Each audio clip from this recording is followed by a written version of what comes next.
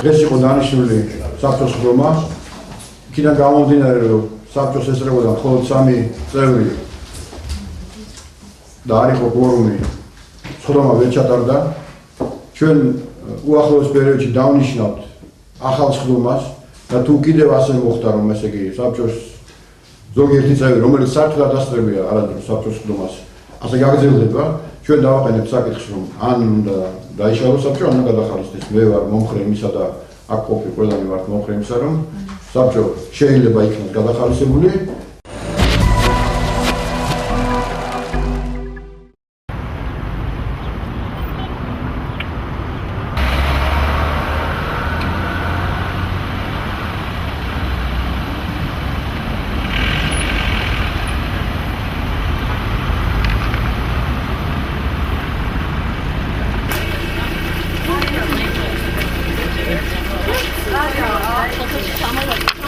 რომ ინფორმაციული ასეთი პლაკატების სახით შემოვიტანოთ სოფელში ინფორმაცია.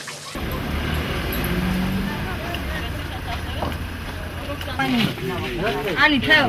Oh, Alicia, no. Oh, me არ გა.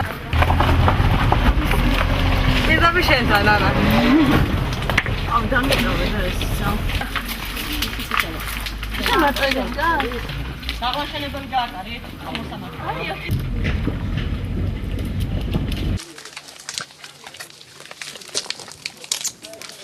ჩვენ ჩამოგვაქვს ყველა რეგიონში საქართველოს მასშტაბით, განსაკუთრებით სოფლებში, დიდ სოფლებში ინფორმაცია. აი საპროტესტო ამ ინფორმაციული სახის პლაკატებით, ასევე როგორც თქვენ ხედავთ, ვესაუბრებით ადგილობრივ მოსახლეობას, მათ შორის ახალგაზრდებს, ვესაუბრებით მიმდინარე პოლიტიკურ პროცესებზე და იმავდროულად ვესაუბრებით ადგილობრივ პრობლემებზე. თუ რა პრობლემები აქვთ ადგილობრივ მოსახლეობას, გლეხებს, სოფლის მეურნეობის საკითხებში და ასე შემდეგ. ანუ ჩვენ გვინდა ინფორმაციის შემოტანა.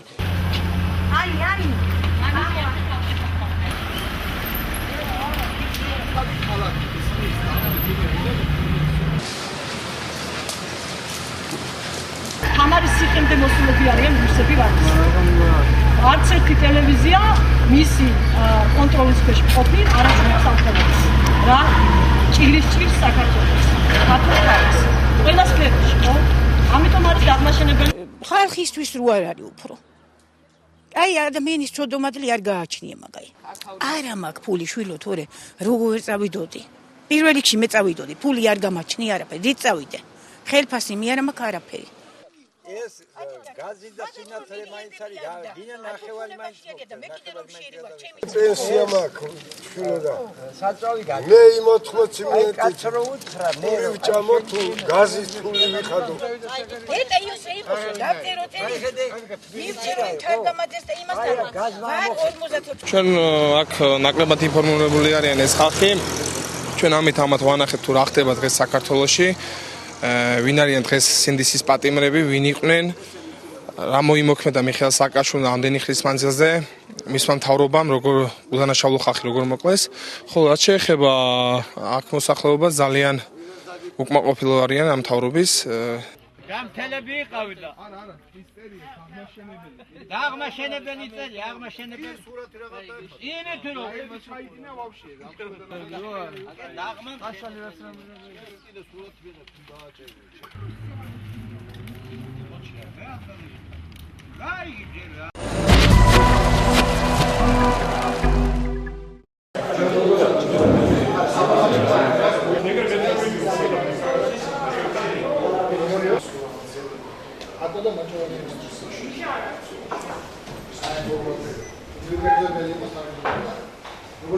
სანამ არ შეიქმნება ახალი საარჩევნო ადმინისტრაცია და ახალი საარჩევნო კოდექსი, მანამ რა თქმა უნდა არჩევნების ობიექტურობა ყოველთვის ეჭვს დადგება. ჩვენ გვაქვს ძალიან მნიშვნელოვანი გადაწყვეტილებებზე უკვე შეთანხმება მიღწეული საარჩევნო კოდექსთან დაკავშირებით. ჩვენ შევთანხმდით, რომ შეიქმნება ახალი ადმინისტრაცია, ახალი ბალანსით. ეს არის ძალიან პრინციპული შეთანხმება, რადგანაც თავის დროზე შევთანხმდით, რომ უნდა იყოს მუშაჯგუფი, რომელიც მუშაობს ახალ საარჩევნო კოდექსზე. ჩვენ დღევანდელი შეთანხმების შესაბამისად შუალედური არჩევნები ჩატარდება მას შემდეგ, რაც პარლამენტი მიიღებს ახალ საარჩევნო კოდექსს.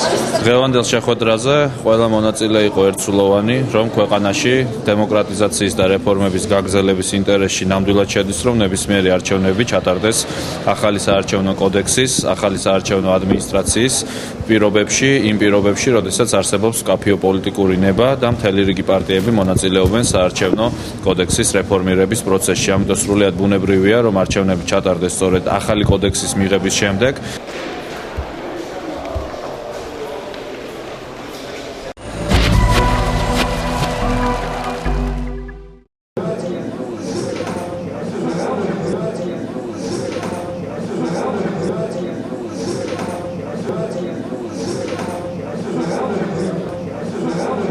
ჩვენ დღეს გქონდა კონსულტაციები და უმცირესობაც და უმრავლესობაც შეჯერდა იმ პოზიციაზე, რომ ქვეყანაში მიმდინარე რეფორმებიდან გამომდინარე და არჩევნების უკეთ ჩატარების ინტერესიდან, საერთო ინტერესიდან გამომდინარე, ალბათ მართლაც მიზანშეწონილი იქნება ახალ საარჩევნო გარემოში ჩავატაროთ არჩევნები. რა თქმა უნდა, ეს 3 მანდატი არ არის ის არჩევნები, რომელიც ფუნდამენტურ გადახალისებას მოახდენს პოლიტიკური ლანდშაფტის, მაგრამ აქ არის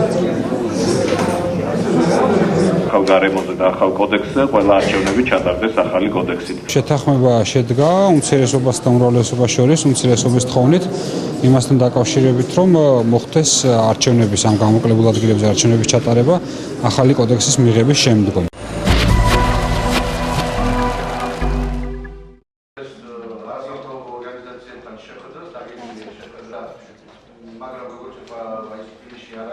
პირველ აგვისტოს თბილისში ხილიანის დასახლებაში სამხედრო ფორმაში ცაცუმმა 4-მა ნიღბიანმა პირმა საკუთარი სახლის სადარბაზოსთან დემოკრატიული მოძრაობის ხარდამჭერი არჩილ რეხვიაშვილი მისივე მანქანით გაიტაცეს და გადამალეს